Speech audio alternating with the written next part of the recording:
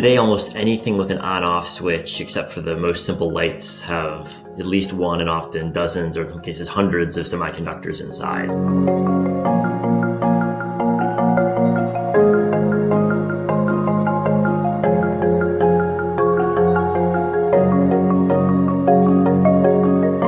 The first semiconductors that were available for sale in the 1960s had 4 transistors on them. Today, if you go to the store and buy a new smartphone, just the primary chip will have at least 10 billion transistors on it. And so from 4 to 10 billion has been the rate of progress, and the price of a chip hasn't changed much. So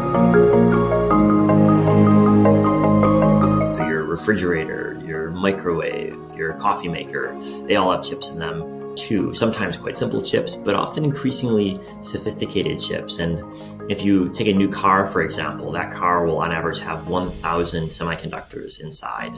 Some of them doing things like making the windows move up and down when you press the button, but others much more complex, managing any sort of autonomous driving systems you have, for example, or communicating with the cell phone network.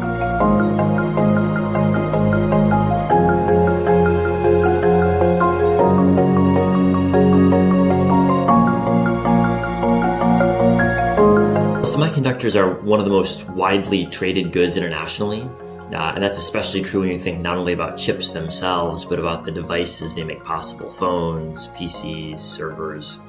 And so today, trade-in chips is a fundamental pillar of the international trading system. It's actually so important that China spends as much money each year importing chips as it spends importing oil.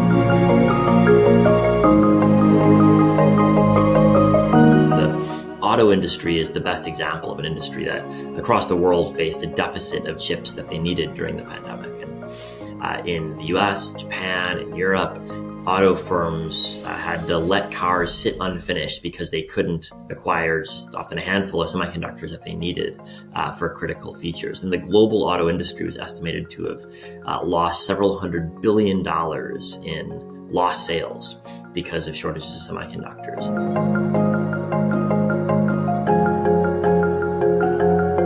Production process is actually shockingly concentrated.